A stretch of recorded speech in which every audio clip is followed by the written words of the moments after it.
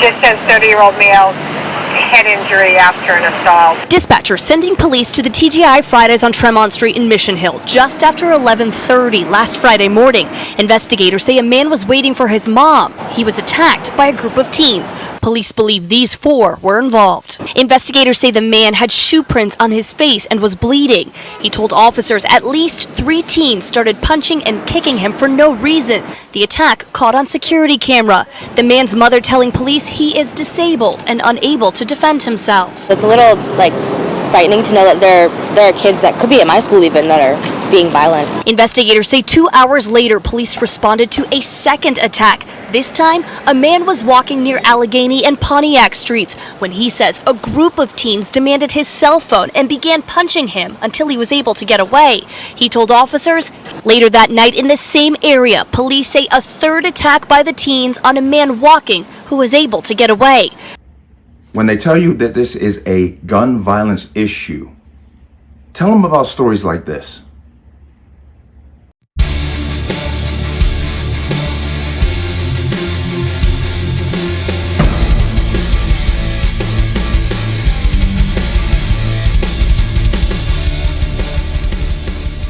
Welcome to another installment of the Connecticut Gun Bench. Today's video is brought to you by P.A.N. Firearms, LLC. P.A.N. Firearms, your NRA certification of multifaceted gun training. You can reach us at 203-300-6343 or use our website at www.panfirearmsllc.com.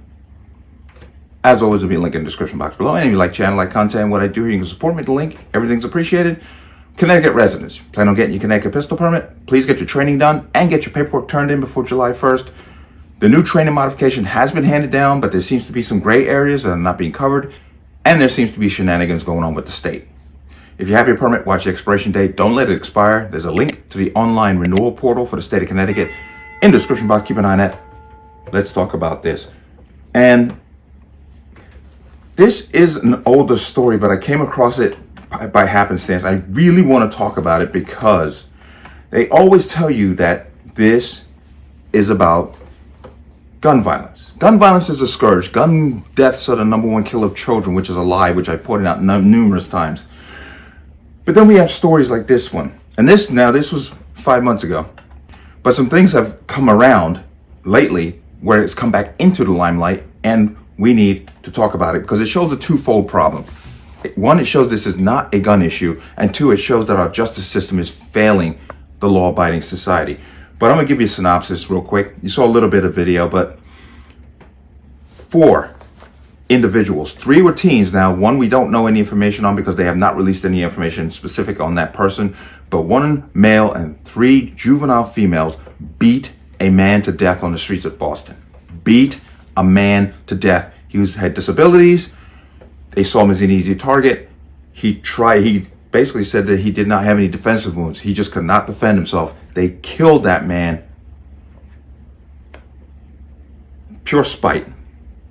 There wasn't a firearm involved, so his death is of no consequence to those usual hustlers who want to use gun deaths as nothing more as a foundation to push their own agenda. But this man's life matters as much as anyone's in any situation. Let me give you some more information, and then we'll come back. Good evening. In a 4.5-hour hearing here at D.C. Superior Court, prosecutors played a number of videos, including a cell phone video showing 64-year-old Reggie Brown being kicked and stomped. A video the detective in the case described as horrific and said as the girls walked away, they were in a celebratory mood. In this alley, just after midnight on October 17th, D.C. police say a man who has not been identified and a group of young girls brutally attacked 64-year-old Reggie Brown, who is described as being physically handicapped. In a juvenile court hearing today, D.C. Police Detective Harry Singleton testified a man in a blue coat first assaulted Reggie Brown by throwing him to the ground in the 6200 block of Georgia Avenue. Brown then got up and tried to get away, moving fast through the alley, followed by the unidentified man and a group of girls, including 2 13-year-olds and a 12-year-old. Brown's friend George tells News 4 he was stunned to hear 3 girls are allegedly involved in his friend's death. That's rough. That's rough. They need to pay the penalty if they did it. Detective Singleton also testified he could find no connection between Reggie Brown and the girls. They didn't know each other. He also said Mr. Brown never fought back and never defended himself. You heard that and you saw that. The sentences, because they're juveniles, these three girls, they're 213, 112, what are they going to get? What kind of sentence do you think a liberal bastard is going to hand to these little scumbags for what they did? They took a man's life and they're going to get absolutely nothing but a slap on the wrist for it. And this is not the first time this happened. If you remember the story, this was a couple of years ago. There were 14, 13 girls, stolen Uber Eats driver's car. It sure did. A lot of people watching it just horrified that something like this could happen. Moreover, that two teenage girls could be behind such a heinous crime. Oh my God, she's stealing their car. You're stealing the car? Yeah, we called the cops. Call the cops. Call the cops. The video has been viewed millions of times on Twitter alone. It shows Muhammad Anwar next to his car. The teen girls are inside and you hear him say, "This is my car."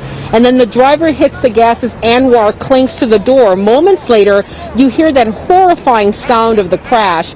The man filming runs there. You see members of the National Guard then helping the girls from the car. Anwar is alone on the sidewalk after he was thrown from the vehicle.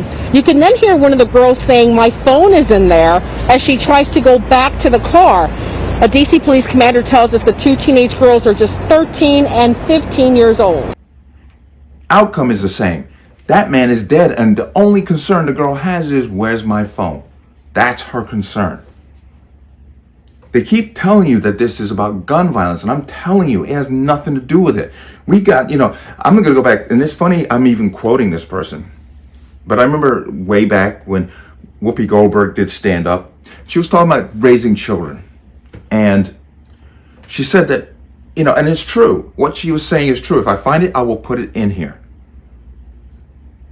But what she said is true. Over the decades, parenting has gone so far downhill that we have animals raising scumbags. And that's the unfortunate ending of all this. You have these kids who think that they're immune. You got 15-year-olds and 14-year-olds running around with Glocks, with handguns, which is a violation of federal and every state law, shooting at people with Glock switches. But as soon as they get caught, they get slapped on the wrist and they get put right back out in society. A man makes a gun in his damn New York residence and he gets 10 years. My heart goes out to this man and his family in both cases, actually.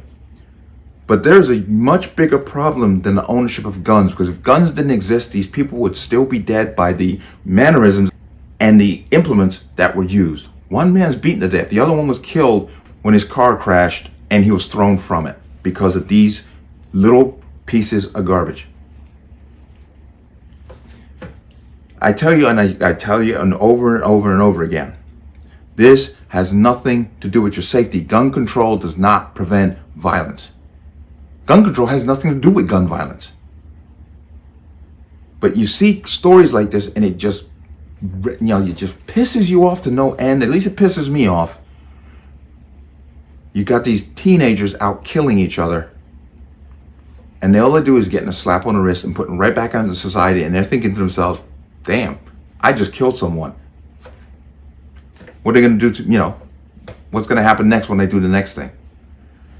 It's insane. When they tell you this is about gun violence, point them to stories like this, because there's the reality. It has nothing to do with guns, but they know that too.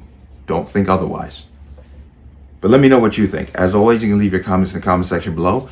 And as always, any statements of violence or statements that lead to violence will be removed. Please like, share, comment, subscribe. Don't forget to hit that notification bell so you're notified the next time a video goes live. I'm going to see you on the next one. Peace.